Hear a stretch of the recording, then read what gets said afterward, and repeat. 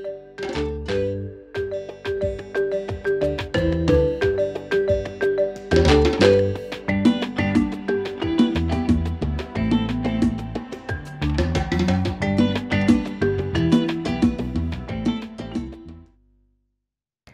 the Economic Financial Crimes Commission in Nigeria recently announced that it had reviewed its operational procedure to align with the rule of law and international best practices.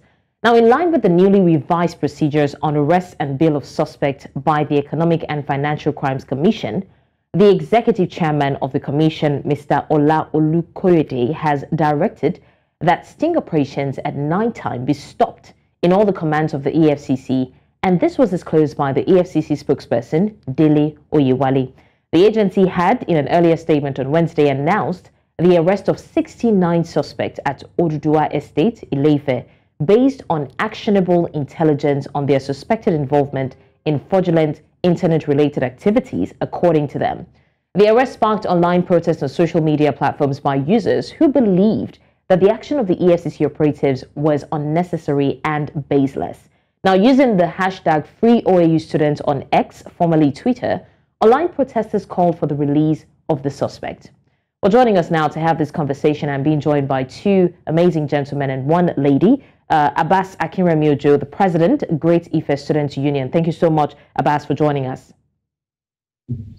Good afternoon. Thank you very much for having me. Good afternoon. It's a pleasure to have you join us. Also, we have Ogechi Anthony Ngbaka, legal practitioner and associate, Taiwo Adeoluwa and associate. Thank you so much, Ogechi, for joining us.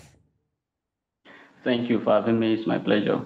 A pleasure as well. And last but not the least, we have Adeleye Mariam Adebambowale, Nigerian student, a student of OAU. Thank you so much, Mariam, for joining us.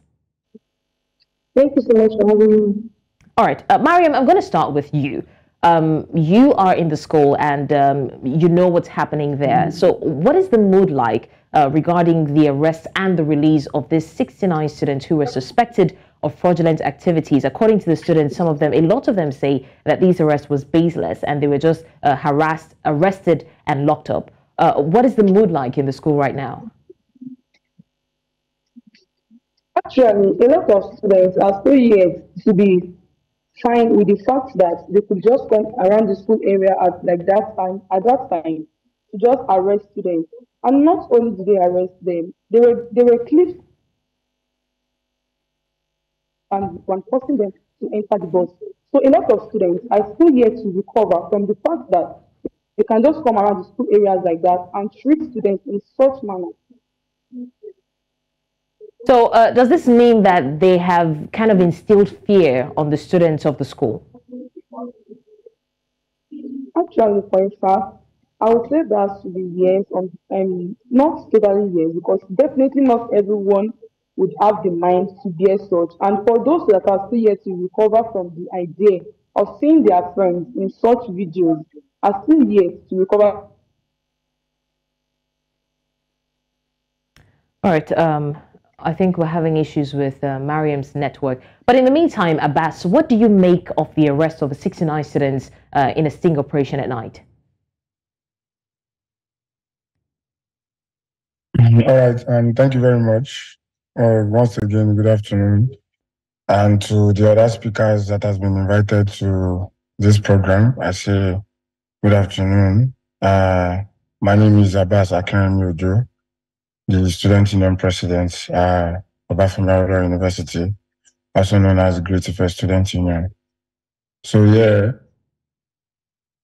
of course, when I met with the zonal coordinator on Wednesday, after she bulged due to the pressure that we mounted at EFCC zonal quarters in Ibadan, I told it to her face that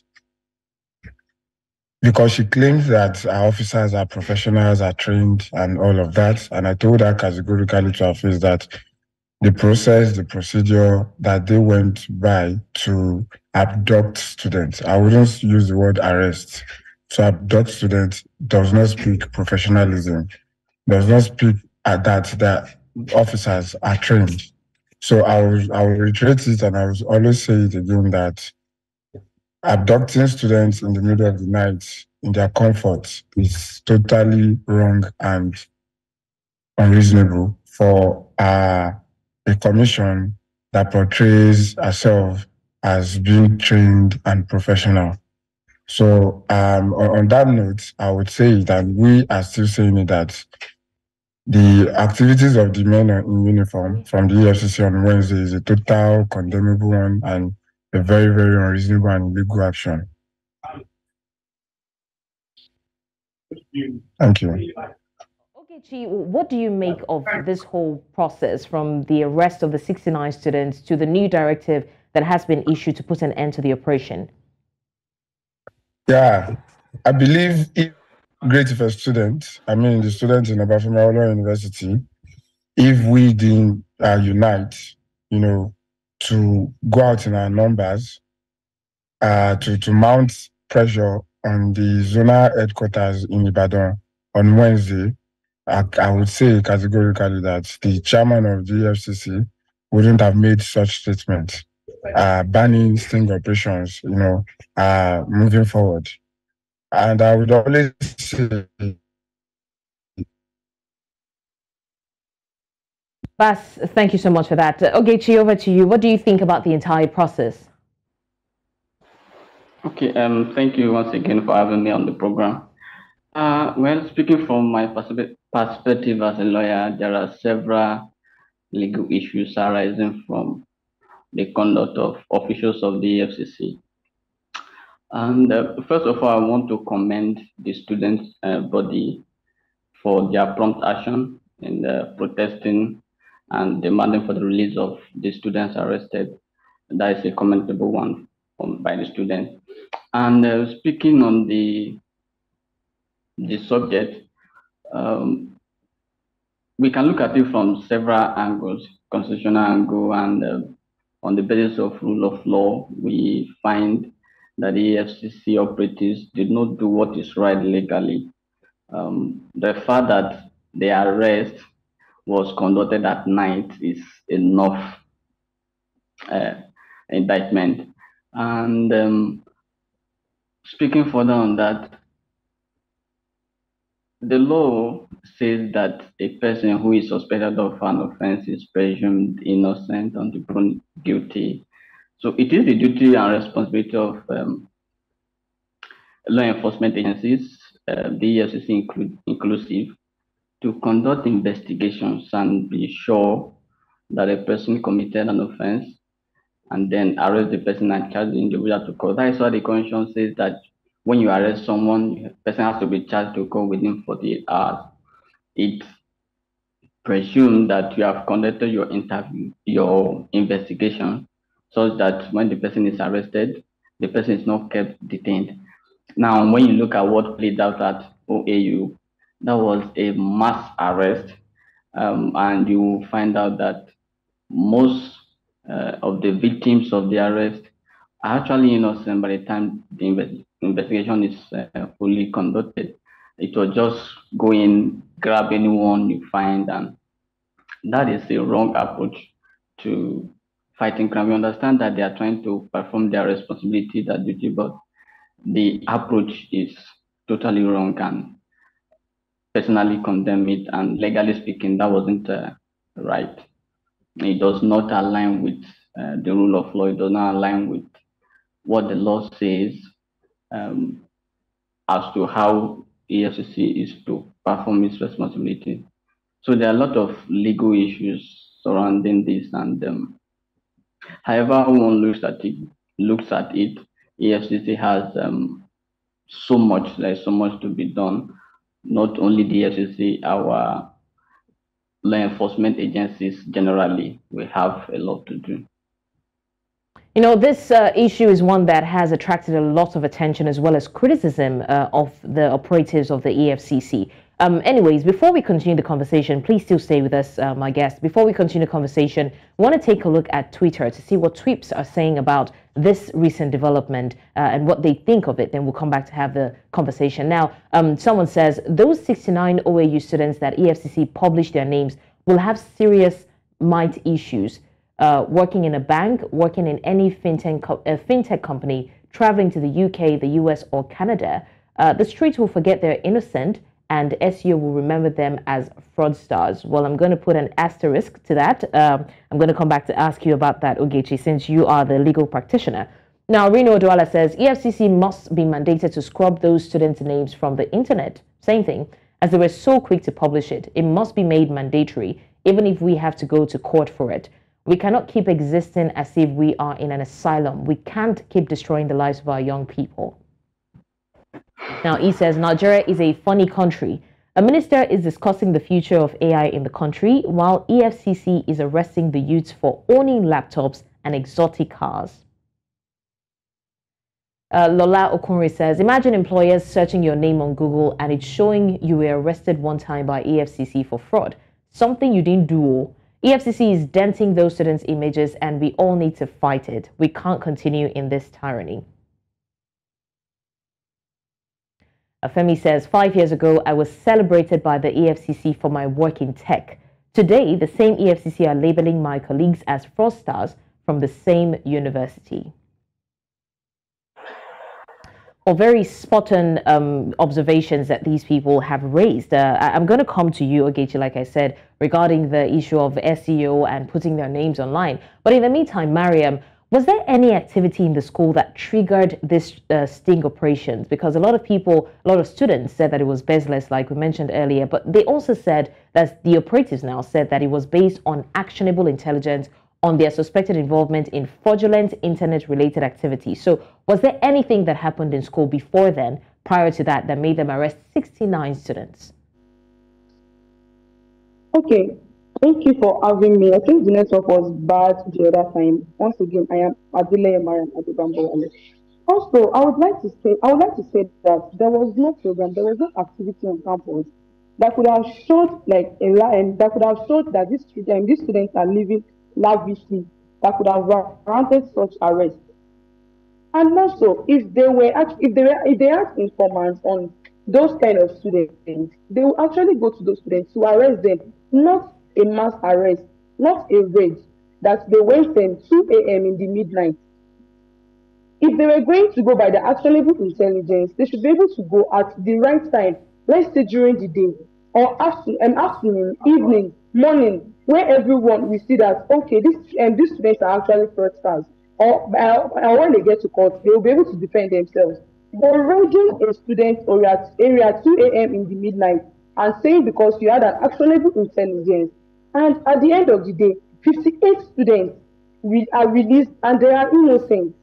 So it is not safe to say they acted based on actionable intelligence, and that was what warranted the arrest, or they found out that these students were living lavishly.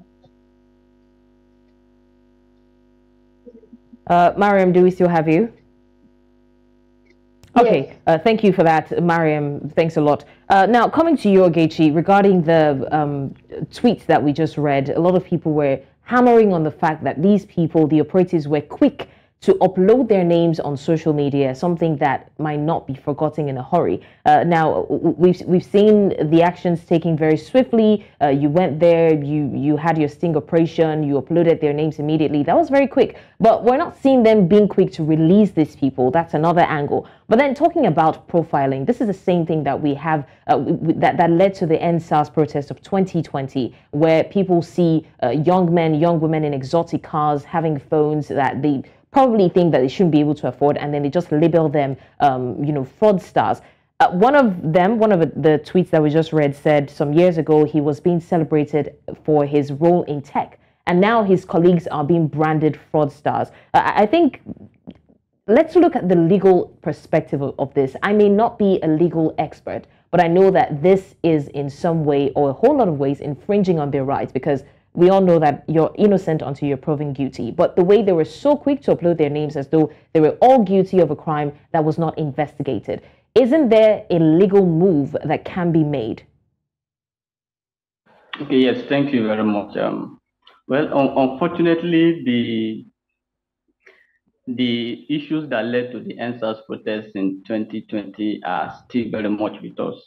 And this is a clear example of such. It's very unfortunate that we still face these challenges as a nation. Well, speaking to the question you raised, sincerely, yeah, it's is really unfortunate, and frankly, this may affect the students in the future.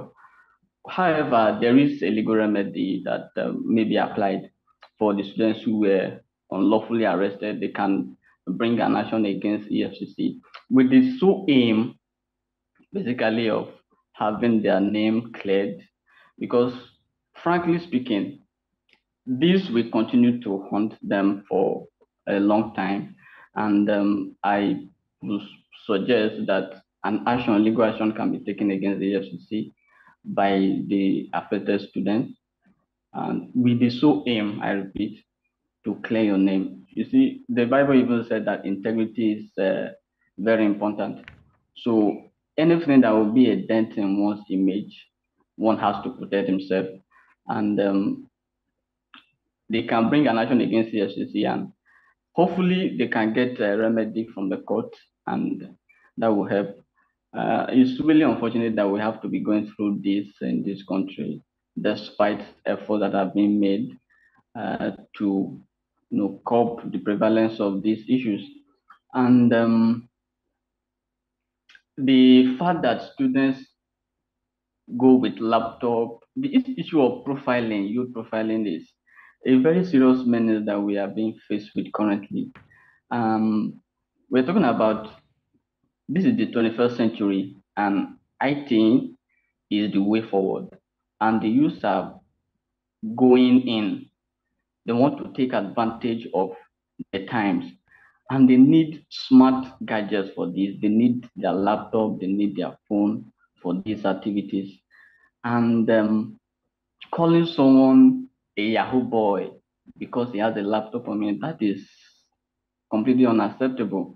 And it goes against the spirit and intent of the law, that the person is presumed innocent or is proven guilty. So if you suspect someone as a criminal, you have the duty as a law enforcement agency to investigate and have facts and evidence that you can take the person to court on. Without that, the person is innocent, and having a laptop or having a smartphone is not enough for you to conclude that an individual is a criminal. So I would suggest that they can bring an action in court against the EFCC, and hopefully they can get a remedy in that regard. All right, thank you so much for that, Ogechi. Now, Mariam, very quickly, have you heard of any of the students that have been released, or is there any plans to release them?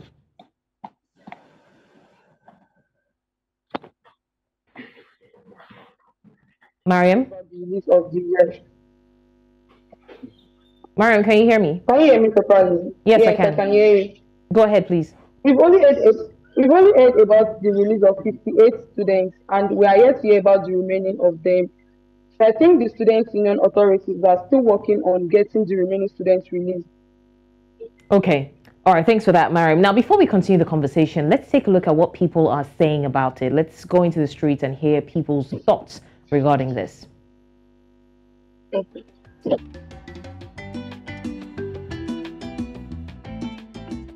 Skills was falsely accused. I think about 2 of his guys were arrested under the guys that they are suspects.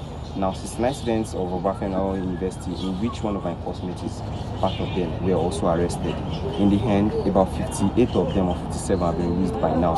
What does that tell you? That is actually a pattern that EFCC are actually not, they are not factual with the way they make their arrest. They just arrest based on suspicion, which is actually a very, very wrong thing. And I feel like if this pattern continues, there might be a situation where we'll be witnessing another EndSARS 2.0. I felt my fellow students were adopted by unknown gunmen because I heard that they destroyed their surveillance camera. And if it was not an abduction, why did they have to destroy their camera? So it was saddening that an official institution that's supposed to stand against crime is committing crime. So I felt sad, I felt bad. I understand that as law enforcement agencies, they have the right to go on with it, but it does not make sense to break down locks for people who are already deemed to be in the school environment. It's like an infringement on their human rights and everything. And then they release their name as suspected fraudsters. What credible intelligence did they get to just come into the school at 2 a.m. Sorry, he's not going to school or somewhere near the school at 2 a.m. and just be, I don't know, riffraffs. It does not make sense because at this point you cannot go online without searching for these people's names and seeing something criminal related to them, and it's not even as if all of them are involved in what they say they are involved in. You see list of inducted doctors, civil engineers, people who are struggling to make a living, freelancers, digital marketers and everything, and they are saying that. I find it quite embarrassing that the operative of EFCC could burst into students' hostel at night, the middle of the night, just to abduct students. It is quite unfortunate that EFCC, which happens to be a creature of law, has not been properly guided. As a matter of fact, Nigeria operates a constitutional democracy. If the EFCC operative has gotten any information whatsoever, there are procedures in tackling issues. When I saw people post on EFCC busting house in the middle of the night, I was not surprised actually. But the only thing that surprised me is the fact that they bugged their house, like they have to like break their door, banging in the middle of the night and all. I've seen a case like that, maybe 2020, that they enter people's rooms, start beating them and all. But this one, to do it in a student environment, and they went ahead to go and publish their name, they are fraudsters. Like, I'm a student, I'm expected to have a laptop to work, to do projects and all. Some of these students are in medical school. There are things they do that they are in Nigeria. I would say OAU has the largest freelancer tech bros and all. So there are people that are using, that have skills that they are rendering.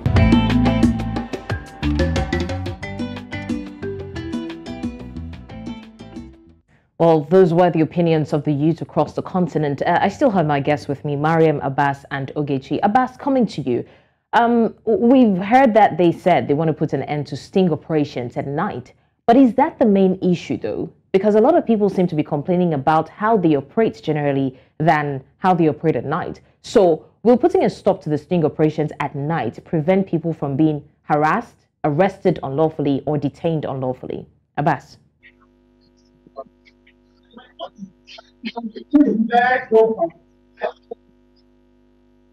Abbas, can you hear us? All right, while we're waiting for Abbas, let me direct that question at Ogechi. Okay. Abbas, please go ahead. I said the back of the person does not really mean students cannot be harassed. Yeah, even not only by men of the EFCC, we also have police, we have the SARS to be on ground available in Ile-Ife that can still harass students, and illegally arrest them, during the day, not even at the wee hours of the day. So, banning sting operations still does not mean it's going to curb the excesses of this Financial Crimes Commission. So I believe that the chairman of the EFCC, with his capacity, should also bring in measures to checkmate all of his general commands and his officers. Give them proper training on how to go about arresting suspects if that is what they claim they do. There are procedures to do things. There are procedures to get arrest of suspected internet fraudster, as they call it. I would even say that if the general command in Ibadan had written to the university management, to inform them that they have intel from Abuja, as they claim, about some internet fraudsters in Oduduwa Estate Ile-Ife, I'm so sure and I'm confident that the Professor Adebambowale led administration, the Vice Chancellor, will definitely do all in his capacity and his power, to push out those students and hand them over to the appropriate quarters. But coming into to buggle houses, to bag into houses, to spoil CCTV cameras in those hostels, to abduct students is not professional of a commission as big as universities. So banning sting operations still doesn't mean they will step at molesting and assaulting students and illegally arresting students. All right, thank you, Abbas, for that. Now, Mariam, still in the school, has there been any previous case of harassment by the EFCC or any security agency before now? Okay, for my 5 years that I've used in this school, I think this is the first time I'll be hearing about EFCC raid around the school premises. Although there was, I don't know if it is a correct news or if there are just rumors that there were NGLE around the school area some weeks ago. I'm yet to confirm about the news, but about EFCC, this is the first time I'll be hearing about them around the school premises. All right, thank you for that, Mariam. Now, coming back to you, Ogechi, what exactly are the potential risks of conducting sting operations, especially at night, without supervision? I mean, it's a good thing this time that they were even posted.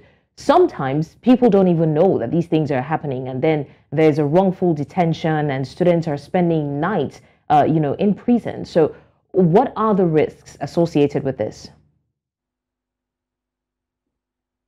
Okay, thank you for that question.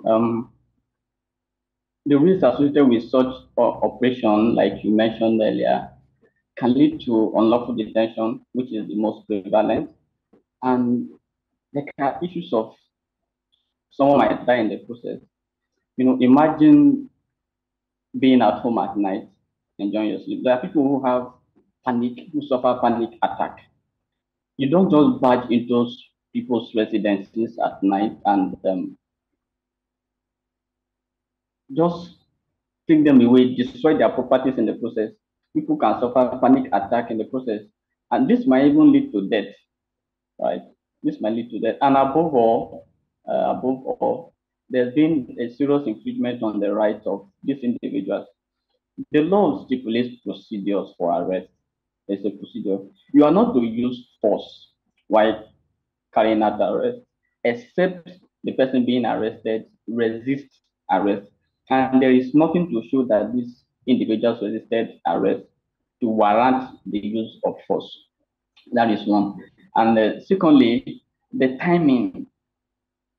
The timing is very, very wrong. You are not to perform arrest at night. What that means is when someone is being arrested, the person is to be informed of the offense he or she has committed. The person has that right to be informed. So the person should be fully aware that he's being arrested and the reason for the arrest. I do not think EFCC did that. And the banning of sting operation, in fact, sting operation was not illegal from the get-go. It was just a procedure they developed themselves. It cannot be justified under any law. It cannot be justified in any law. So I see it as medicine after death, right? I see it as medicine after death. And like Abbas rightly stated, it does not cure the damage that has been occurred by this action. It does not cure the damage. Rather, I think more proactive steps need to be taken by the agency, not just EFCC, other law enforcement agencies too. More proactive steps need to be taken. What happened to punishment of officials from artisans? What happened to training? What happened to providing training for officials on the procedure to conduct this arrest? These are workable approaches to these issues. And seriously, we have a lot to deal with in our nation. We claim to be a constitutional democracy, but in practice, we see something else playing out. In a constitutional democracy, you don't just barge into people's houses, destroy their properties, and no, it's very unfortunate, really. All right. And a lot can go wrong in the process. Okay. Ogechi, please hold that thought. We're going to go on a very quick break now. Don't forget, it's still Fafanua Africa. When we come back, we'll still continue the conversation on illegal detention and how the security operatives can do better. Do stay with us.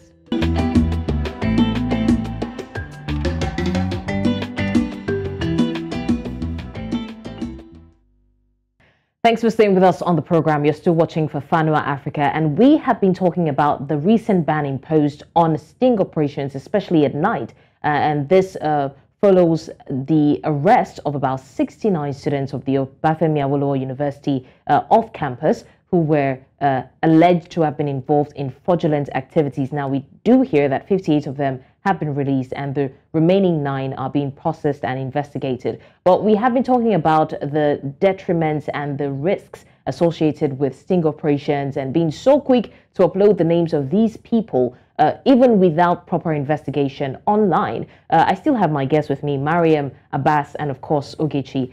Now, Mariam, I'm going to ask you, personally, what does this mean for you, hearing that news and seeing that, these people could come, even though a ban has been placed on sting operations at night? It doesn't mean that a ban has been placed on their operations. So what does this mean for you, hearing this news that, people can just raid your hostel or your lodge at any time, especially the tech ones among you in the school? For me, as a student and also as a friend to tech enthusiasts and freelancers, I feel very sad, and at the same time, when I think about the inhuman behavior, I always get scared that it could have been me, it could have been any of my friends. The fact that they were released and they found out that those 58 students were innocent makes me more sad. That if it was the case of, if it was my friend that was in that same position, and at the end of the day, it is clear that she's innocent or he, how then would I expect those people to feel? Because definitely, those people that were arrested, we still think about how they drove them all the way from Ile-Ife to Ibadan. They will still think about that, and they will still get sad. And I'm even scared that this is going to affect a lot of people that want to go into the tech world. Because when they imagine them going into the tech world and they will end up having crises of EFCC busting their homes and asking them why they have such apps on their phones. So I feel sad as a student and also as a friend who has tech enthusiasts as friends and freelancers as friends. All right, thank you so much for that. Before I come to Abbas, Ogechi, will there be any consequence now that there has been a ban on, or the ban on a sting operation has been imposed? Will there be consequences on operatives that go ahead to carry out sting operations at night? And how can we ensure that they follow up with the consequences and not just let it slide? There ought to be consequences, yes. But unfortunately, we live in a country where anything goes. And it is the duty and responsibility of the agency to punish its officers for not following proper procedures. So it lies within the administrative discretion of the agencies, the leadership, to punish their officers for not following proper procedure. However, and added to that, as a person who has been offended or whose rights have been breached by these operatives, you have the right to seek redress in court. So I'm hoping, or we are all hoping, that the EFCC, the chairman, and all the leadership at different levels, we take this more seriously, because this is a very serious issue. And like we said earlier, these operatives need to be properly trained, right? They need to be properly trained, and they need to be educated on law, on procedure, on approach to these issues. Investigation is paramount before arrest, and upon arrest, the person should be made aware, right? And the procedure for arrest ought to be properly taken. So the agency has a lot of work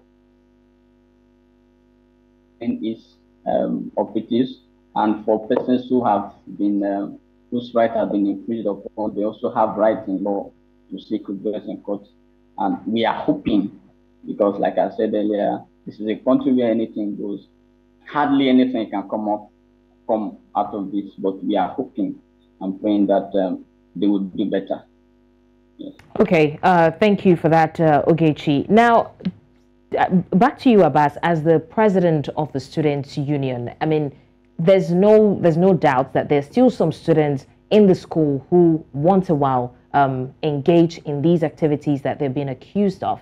But how exactly can we now create a balance between protecting the rights of the students, especially the innocent ones, and picking out the ones who are actually committing the crime in the school?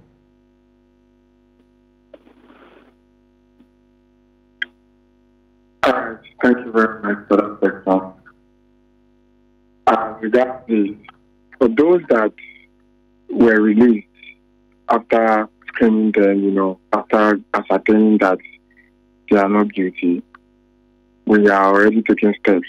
I think I was still in talks with Barrister Abubakar Marshal from the Femi Falana Chambers in Abuja this morning, and we have begun work on getting the legal backup and clearing their names. In fact, we are going as much as swinging or petitioning the Economic Financial Crimes Commission, especially the zonal commander. Yeah, so the works are undergoing. We are going on the work, and then we believe that before the end of next week, there should be something tangible enough to clear the names of those, that were released. And to the others remaining, I believe one of the reasons I've been having network issues is because I'm currently on transit. I've been traveling down to Ibadan, then back to Ife, like since Wednesday, currently in Ibadan at the moment, to see and to be kept abreast of the situation, and one thing is there are some set of students that are still inside there that are not internet fraudsters. Like I know personally, I know those that are into cryptocurrency and Bitcoin exchange, but once I believe there's a particular guy there said that they didn't find any incriminating application or anything incriminating on his phone or on the system, but because he's using a 17.5 million naira vehicle, they're holding him back in custody, asking him how he was able to get the money to buy that kind of vehicle you get. So I can say categorically that I know 3 students still in their custody that are not into cybercrime or internet fraud, but due to the fact that they are exchanging cryptocurrency and are selling Bitcoin and they receive huge amount of money, they are still held in their custody. And I think as I said today, the commander was still like she will write to all banks so that she can check their bank statements, before for their for further investigation on the remaining dead of family that are still in there. So I believe that we will still get them out irrespective, because today already is 48 hours since they've been abducted and since they've been in the custody. So I believe before the end of today, we will know whether they will be granted bail or they are going to be charged to court. And that's why we have been following up with the barrister that was sent by the governor of Osun State, Barrister Afolabi, Hussein. He's been on the situation since, and he's been getting guidelines and he's been kept abreast of situations that in. But at this moment, the information I got was members of the EFCC had already traveled down to Oshogbo to get a court order, to remand, or let me say to retain the students till Monday, because we are trying as much as possible to get them out today, because we don't want them to spend the night, the weekend at the custody. But irrespective, I still don't want to act on rumors. I don't want to, just say based on assumptions. That's why I'm in Ibadan myself. So before the end of today, we'll know what next to be done, to get. Okay, Abbas, they also mentioned that they're still trying to investigate, like you said, those of them that are still in custody. What evidence, have they presented any evidence to the public that they're using? Or is there a way that this process can be supervised to ensure the fairness? Because from the beginning, people are already doubting the credibility and efficiency of these operatives. So what exactly are the evidences being presented to detain them and to find out whether or not they're guilty or innocent? Thank you very much. The Economic Financial Crimes Commission, Ibadan Zonal Quarters, has not been transparent since the arrest, or let me say since the abduction. In fact, before you can enter as the student union president, I know the number of calls I will have to make, the number of agitations I will have to do before I would eventually be allowed to enter. So the process has not been transparent at all. I was opportune to meet with some of them that are still in custody yesterday, and I was opportune to see, their statements. And I can tell you categorically that some wrote in their statements that they are pharmacists, they are medicine students that are cryptocurrency. Some do not admit to being an internet fraudster. Fine, now.